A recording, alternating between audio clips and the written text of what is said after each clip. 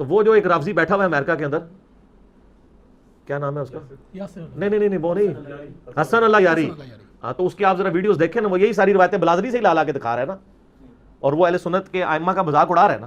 مجھے لوگ کہتے ہیں حسن اللہ یاری کو جواب دوں، میں کیا جواب دوں اس کو؟ ٹھیک ہے، میں جواب دوں گا تو آپ میرے پر 295C لگائیں گے. آپ لوگ جواب دینا. لوگوں سے لاکھوں روپے چندہ آپ لوگ لیتے ہیں، ٹھیک ہے جی، دین کی خدمت کے نام کے اوپر پوری قوم کو آپ نے آگے لگایا ہوا ہے. تو جب آپ کے اوپر اہل سنت کے منہج پہ کوئی حملہ ہوتا ہے تو مجھے کہتے ہیں آپ جواب دیں. جواب بھی آپ دیں نا.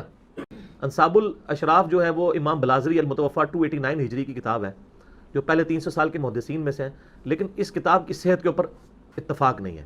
شیخ زبیر لزئی صاحب تو اپنی وفات سے پہلے اپنے رسالے میں اعلان برات کر گئے اس کتاب سے، کیونکہ ان کا موقف یہ تھا کہ اس کتاب کے اندر صرف آپ کو آل امیہ کو بچانے کے لیے روایتیں نہیں ملیں گی، بلکہ اس روایت میں تو حضرت معاویہ کو بچانا بھی مشکل ہو جائے گا. میں اصول برکت کے لیے آپ کو صرف ایک روایت بتا دیتا ہوں جو بلازری نے اپنی کتاب کے اندر لکھی ہوئی ہے، اور ایون مسند البزار میں بھی موجود ہے. ٹھیک ہے، کہ نبی الاسلام نے فرمایا، ایک صحابی کہتے ہیں کہ نبی الاسلام کے سامنے سے ایک اونٹ گزر رہا تھا، تو نبی الاسلام نے فرمایا اس اونٹ پر بیٹھے ہوئے پہ بھی لعنت، اس کے ہانکنے والے پہ بھی لعنت، اور اس کی مہار پکڑنے والے پہ بھی لعنت. ٹھیک ہے، اب مسند البزار میں ان تینوں کے نام نہیں، بس اتنی روایت لکھی ہے، اور یہ روایت مجموع الزوائد میں امام حیثمی ابن جرسقانی کے استاد نے بھی لکھی ہے. میں ان اماموں سے پوچھتا ہوں یہ آپ نے دین کی کون سی خدمت کی ہے یہ روایت لکھ کے، کہ آپ کتاب یہ روایت یہ لکھ رہے ہیں کہ اونٹ پہ بیٹھے ہوئے پہ بھی لعنت، ہانکنے والے پہ بھی لعنت، اور اس کی مہار پکڑنے والے پہ بھی لعنت، اور حدیث ختم. بتائیں نا کون ہے وہ بندہ. تو چھوڑ، تو بلازری نے بتا دیا نا کون ہے. ٹھیک ہے، تو ہم کوڈ ورڈ میں آپ کو بتا دیتے ہیں.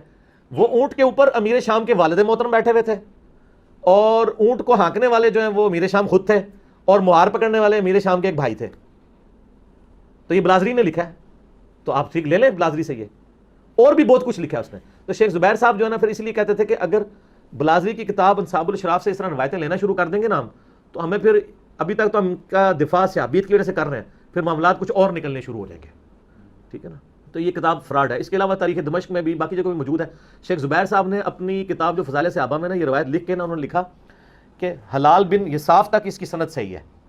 حلال بن یصاف کا واقعہ کربلا میں ہونا ثابت نہیں ہے، اس زمانے کا آدمی ضرور ہے وہ، لیکن انہوں نے اپنی جان چھڑائی. انہوں نے لکھا کہ سند اس کی صحیح ہے الا حلال بن یصاف، اور یہ ان کا پرانا موقف تھا. بعد میں تو انہوں نے مرنے سے کچھ مہینے پہلے الحدیث رسالے میں لکھ دیا کہ انصاب الاشراف کا اپنے مصنف سے ہونا ہی ثابت نہیں ہے. لہٰذا تو وہ اب میں مکتبہ اسلامیہ سے کہوں گا سر وہ فضائل صحابہ میں جو آپ نے یہ کہانی لکھی ہے نا 3 شرائط والی حضرت حسین کے چیپٹر میں، وہ کاٹ دو. وہ تو شیخ زبیر صاحب وفات وقت توبہ کر چکے تھے، اونٹ تک چھاپ رہے ہو، نکال دیں وہ. ٹھیک ہو گیا جی.